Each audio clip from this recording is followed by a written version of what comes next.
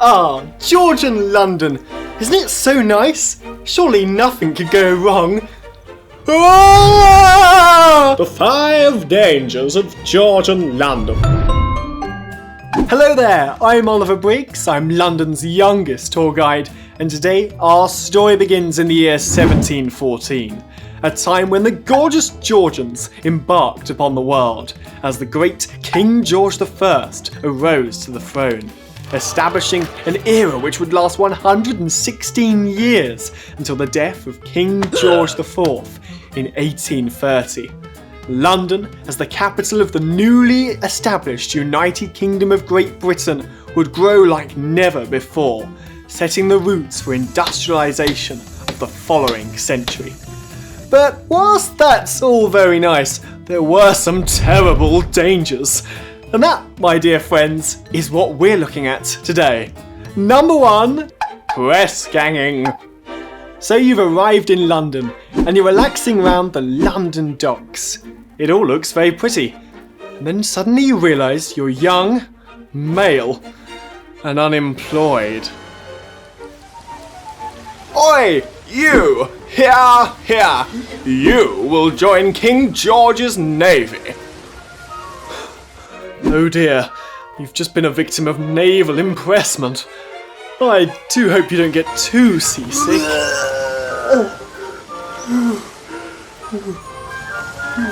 Don't panic! Press gangs aren't quite nearly as common as many historical fictions would have you believe. In fact, a few centuries earlier, Parliament had sanctioned the practice entirely, although war calls and never changes, and the Crown was given a permanent right to seize men of seafaring experience for the Royal Navy, and at various times given parliamentary authority.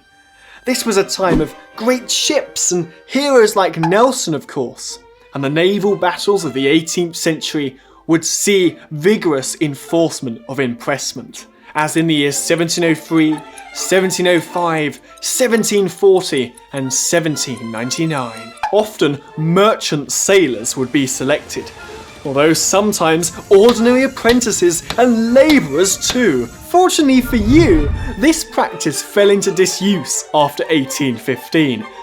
Although do watch out if you make any trips back through time, as further laws in 1835 continue to uphold the power to impress. Number 2, Smallpox.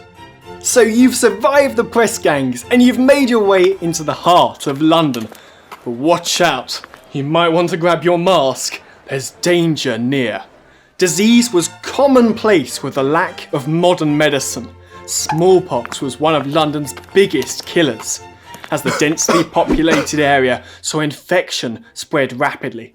In 1796, 3,500 people died due to an horrible outbreak. Those lucky enough to survive were scarred with patches of hair and eyelashes missing and with thickening of the skin.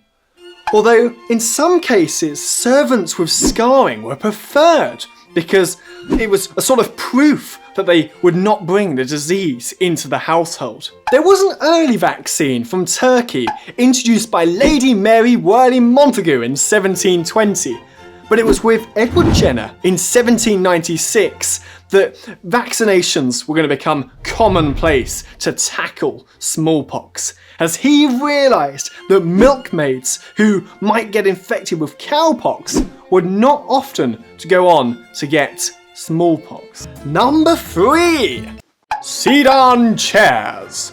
You're making quite the Georgian of yourself so far. Let's hope that continues as we... Awfully posh aristocrat coming through. That was a sedan chair, and whilst a method of transportation, was also a dangerous public hazard. Introduced in 1634 by Sir Saunders de Combe, they were the cheaper alternative to hackney cabs, and frequently faster, passing down the narrow roads impassable to carriages. However, Swiss visitor César de Sauroy in 1724 had a slightly unfortunate experience. He recorded being knocked over not once, not twice, not even 3 times, but 4 times on his visit to the capital by the crazy Sedan Chairs. It required great physical strength. Many fighters of the time found themselves working here, and it also required a little bit of common decency, as many bearers were often fined for swearing in the street. However, they would soon disappear, the city expanding so rapidly that in 1791, 𝗁cie𝗶𝗶 wrote, "The breed of the chairs is almost lost, for Hercules and Atlas could not carry anybody from one end of this enormous capital to the other." Number 4, Debtors Prison. Ooh, look at you, thinking of buying yourself a sedan chair. Well, money calls, and I'm afraid you're bankrupt. Before the Bankruptcy Act of 1898, imprisonment for even the smallest of debts was commonplace. Between the 18th and 19th centuries, 10,000 people a year were being imprisoned for debt, and at times a prison sentence would not alleviate a person's debt. You'd either have to work hard labour or magically pay the money off, obviously through raising petitions or family members, etc. However, don't worry, it's not all bad.